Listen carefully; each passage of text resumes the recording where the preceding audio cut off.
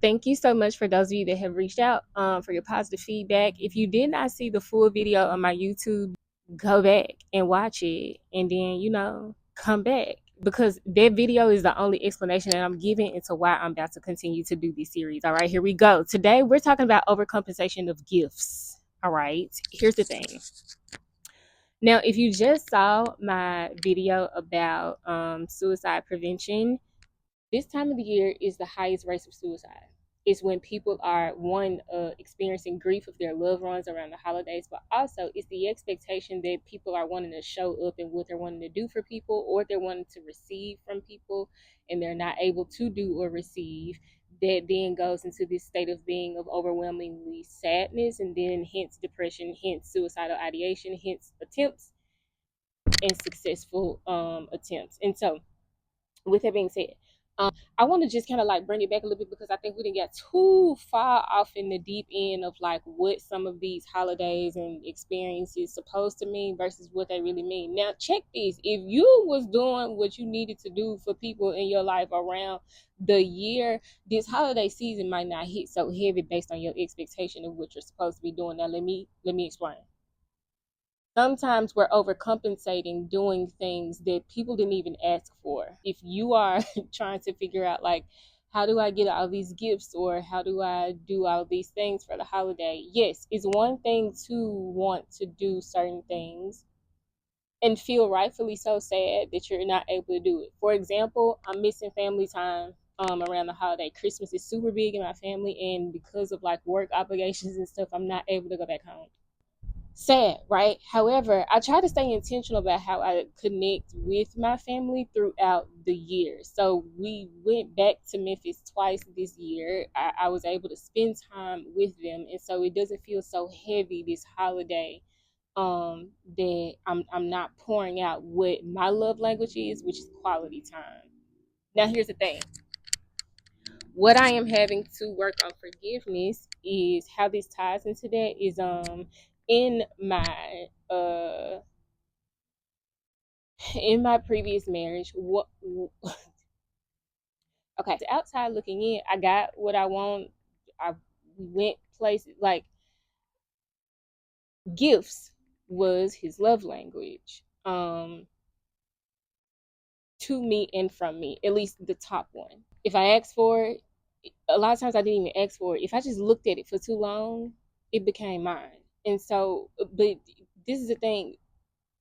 Sometimes, while I was very grateful for the way that he extended his love towards me, it felt like overcompensation because I didn't ask for this.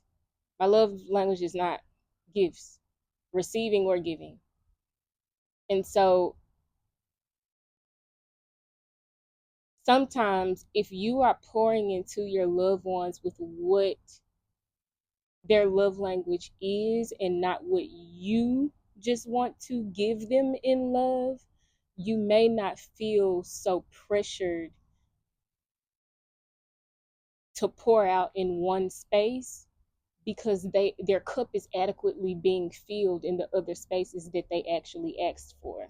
One, I began to shame myself, like, okay, this is the way this man want to love you. Like, why does this not feel enough sometimes? And I've learned to accept that sometimes somebody else's enough is not my enough, and that's okay. Vice versa. My enough for him was not his enough, because if gifts also his top love language, I was not pouring into his cup adequately also, because I have other love languages that just don't meet that.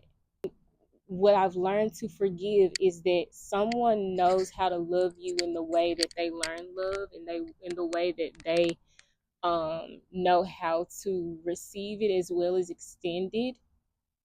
And so you have to be okay with someone else's capacity, honestly, but you also get to choose to be okay with letting go of your expectation of love from that space and release that so that they can receive and give love adequately, and you can too. And so I think for both him and I, it's fair to him for him to have someone that receives and gives love in that manner and capacity, so that it doesn't feel like it's not enough when he pours it out, because my cup didn't need to be filled in that way. Going back to the overcompensation, notice if you are trying to pour into someone's cup in the way that you know love, in the way that you experience it, without actually adequately understanding and learning their approach of love. Because the way that you're pouring might be overcompensation. It might not be filling the cup, you might be filling around the cup, and it looked real pretty and aesthetically around the cup, but the cup still feel empty because you didn't pour into the cup. So, what I'm saying is, since we're going into a new year, y'all gonna start your new year goals, y'all new year representations, and things like that of yourselves. Let's try to adequately pour into our loved ones' cups, so that when it gets to this time of the year, you have already dispersed love initiatives in these spaces, and you don't feel that now you have to just uh pour so much into this one time of the year. One, like,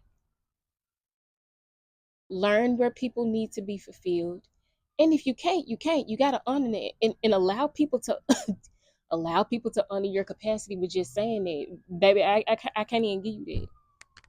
I cannot give you what you're asking for, so that people can learn what you're willing to give and what you just cannot. That's okay. That's why we're all different for a reason, because different strokes hit for different folks. And so if the love language don't fit, stop trying to make it fit. Furthermore, if what you are not able to do this holiday season doesn't fit your time, your financial capacity, your uh, ability, if it doesn't fit, be okay with it not fitting, and not trying to overextend yourself in areas that it just is not helpful for anyone this season, you or them. So I just had to tell this to myself as I said that out loud, forgiving myself for being in the space that I'm in of um not being able to pour into one of my top love languages, which is quality time with my family. This entrepreneurship journey is,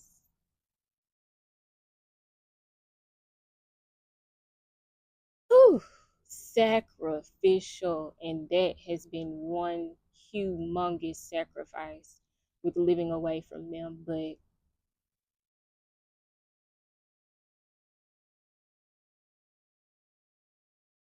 they love me, I love them,